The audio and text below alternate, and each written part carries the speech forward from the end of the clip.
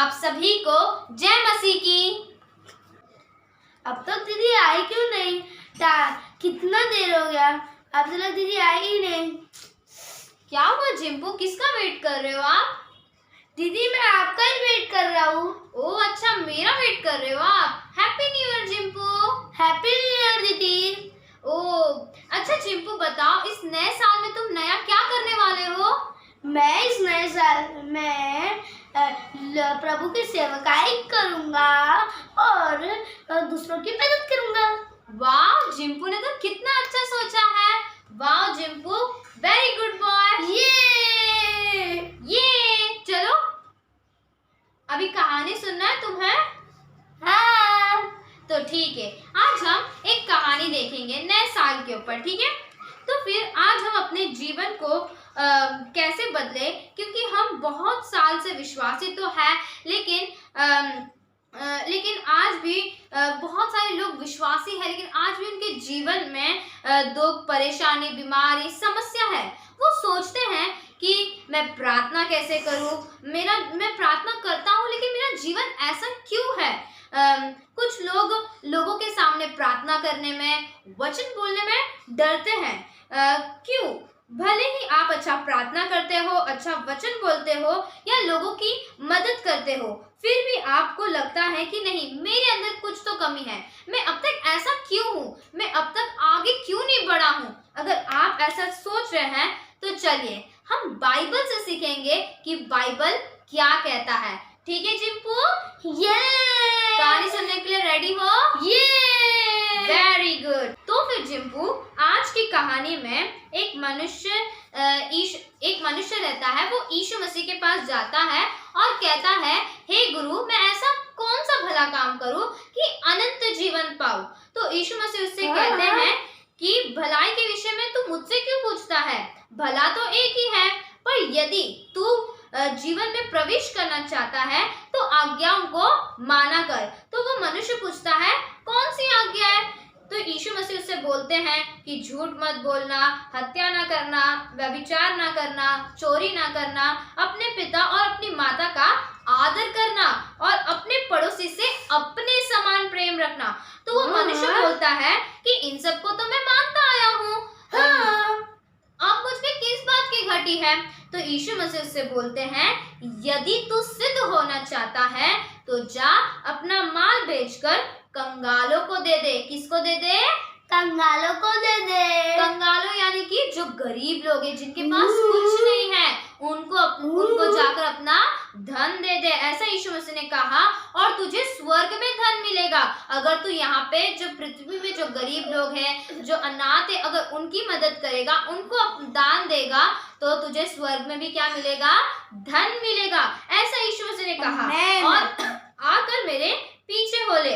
लेकिन जब वो मनुष्य ये बात सुनता है कि यीशु मसीह ने ऐसा कहा, तो वो उदास होकर चला जाता है। तब यीशु मसीह अपने चेलों से कहते हैं कि मैं तुमसे सच कहता हूँ कि धनवान का स्वर्ग के राज्य में प्रवेश करना कठिन है। तो जिम्पू, अभी आप बताओ कि हमने अभी किसके बारे में सीखा? अभी हमने एक धनी व्यक्ति के बारे में सीखा।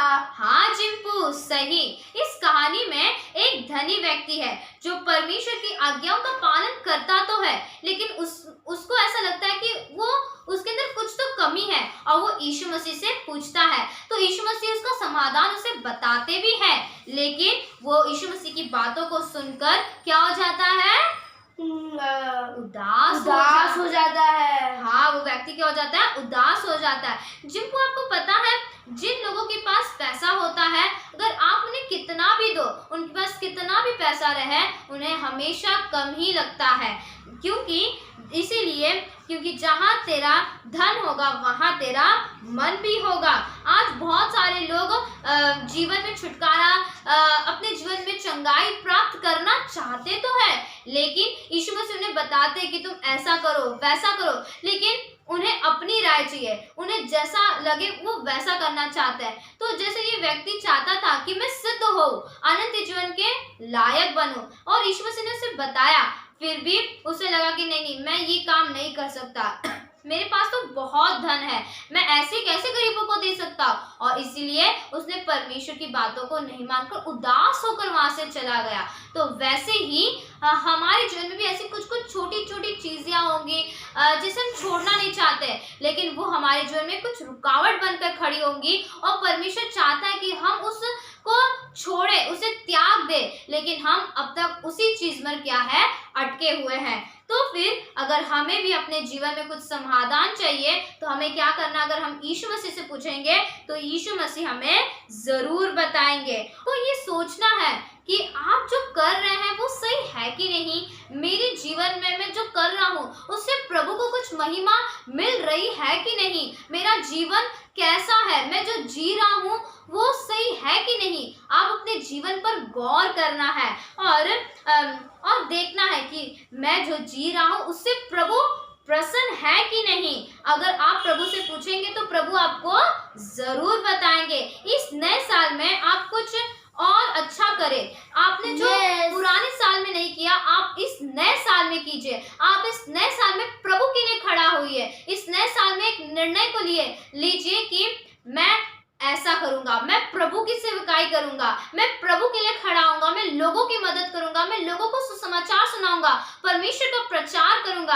अगर आपने ऐसा निर्णय लिया तो परमेश्वर आपको जरूर खड़ा करेगा, जरूर बढ़ाएगा आगे, अगर आपके अंदर ऐसी इच्छा होगी तो। आमेन आमेन। तो फिर अभी आपको जिम्पू वचन पढ़ना है एक, ये। तो फिर आज वचन हम पढ़ेंगे यशाया 42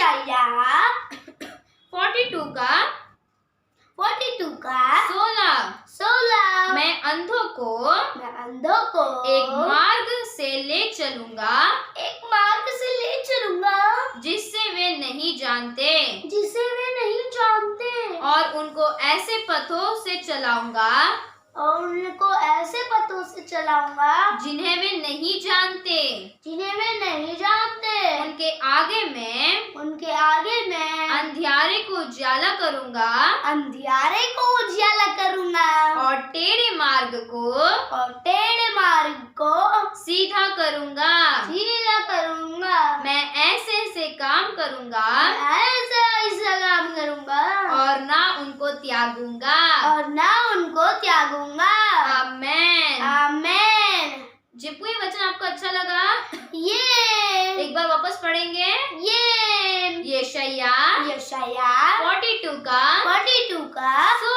16। मैं अंधों को एक मार्ग में से ले चलूंगा, जिसे वे नहीं जानते, और उनको ऐसे पथों से चलाऊंगा, जिन्हें वे नहीं जानते। उनके आगे मैं अंधियारे को उजाला करूंगा, और टेढ़े मार्ग को सीधा करूंगा। मैं ऐसे काम करूंगा, और उनको ना त्यागूंगा। आमीन। अभी हम नेक्स्ट वीडियो में मिलेंगे। अगर आपको प्रभु ने इस वीडियो के जरिए आशीषित किया है, अभी हम नए वीडियो में इसका अगला पार्ट हम बनाने वाले हैं, उसमें सॉन्ग और प्रार्थना करेंगे, तो आप उस वीडियो को जरूर देखिएगा, इसका नेक्स्ट पार्ट को। और आप हमारे लिए, हमारे चैनल के लिए भी, हमारे परिवार के लिए प्रार्थना कीजिए। हम आप सभी लोगों के लिए प्रार्थना करते हैं, आप प्रभु में बने रहे और इस नए साल में आप कुछ ऐसा करें जिससे प्रभु प्रसन्न हो सके। आप सभी को जय मसीह की।